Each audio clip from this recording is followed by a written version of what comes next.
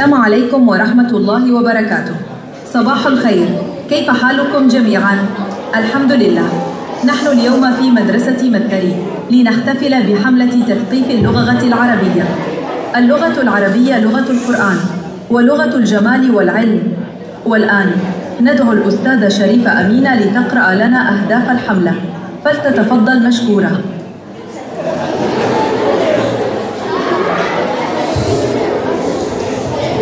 Bismillahirrahmanirrahim. Assalamualaikum warahmatullahi wabarakatuh. السلام عليكم. Baiklah, objektif pembudayaan bahasa Arab. Program pembudayaan ini digerakkan dengan beberapa objektif utama.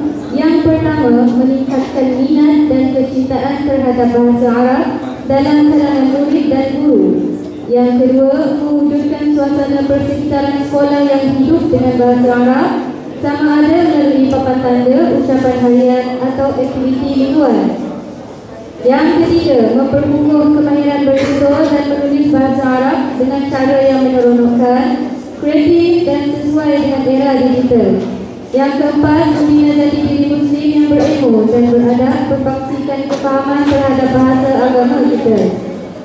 Dengan adanya pembudayaan ini, kita berharap semua warga Matahari dapat menjadikan bahasa Arab bukan sekadar dipelajari, tetapi menjadikannya sebagai gaya hidup dan kebanggaan kita bersama. Panitia Bahasa Arab menyeru kepada semua murid agar membudayakan bahasa Arab dalam kehidupan seharian. Mulakan dengan langkah kecil dengan menggunakan bahasa Arab ketika memberi salam, bertanya khabar, meminta izin atau berbuat ringkas bersama guru dan rakan-rakan. Gunakan ungkapan mudah seperti kaifa haluka, ana bikhair walhamdulillah, atau syukran ya ustazah.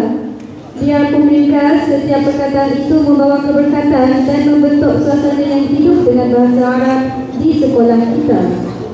Kepada guru-guru pula, marilah kita bersama-sama menjadi contoh teladan qudwah hasanah kepada murid. Gunakanlah frasa-frasa mudah dalam bahasa Arab ketika berinteraksi di bilik darjah, kantin atau di mana-mana ruang sekolah. Percayalah, apabila murid melihat guru berbahasa Arab dengan yakin dan santai, mereka juga akan berani meniru dan mengikutinya. Setiap kalimah baik yang kita ucapkan seperti Assalamualaikum, syukran, afwan, mabruk, ialah beri pahala dan ilmu yang berpanjangan serta lambang kasih kita kepada bahasa yang dimuliakan Allah. Harapan panitia bahasa Arab amat besar. Kami ingin melihat satu hari nanti Matahari dikenali sebagai sekolah yang hidup dengan budaya bahasa Arab, di mana muridnya bukan sahaja cemerlang dalam akademik, bahkan juga beradab dan berjiwa Islam. Semoga kebudayaan ini menjadi titik mula kepada generasi murid yang fasih lidahnya dengan bahasa Arab, lembut hatinya dengan akhlak Islam dan tinggi semangatnya menuntut ilmu. Akhir kata, saya mengucapkan jutaan terima kasih kepada pihak pentadbir, rakan guru dan semua murid yang memberi sokongan kepada usaha panitia bahasa Arab ini. Mudah-mudahan Allah SWT memberkati setiap usaha kita dalam mengangkat martabat bahasa Arab di bumi Matahari. Sesungguhnya bahasa Arab adalah bahasa yang Allah pilih untuk menurunkan kalamnya, bahasa yang menyatukan hati umat Islam di seluruh dunia.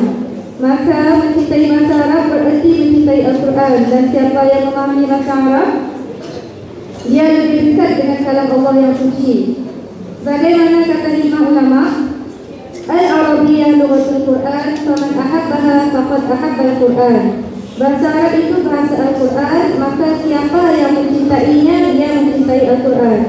Marilah kita bersama-sama menanam kecintaan ini dalam diri, mendidik lidah dan hati kita untuk sentiasa berdamping dengan bahasa Arab, bahasa syurga yang mendekatkan kita kepada Allah Subhanahu wa Ta'ala. Sekian, syukran jazilan, wabillahi taufiq wal hidayah. Wassalamualaikum warahmatullahi wabarakatuh.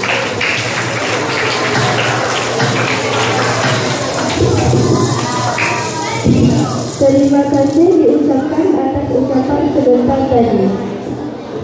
Kita teruskan majlis dengan mempersilakan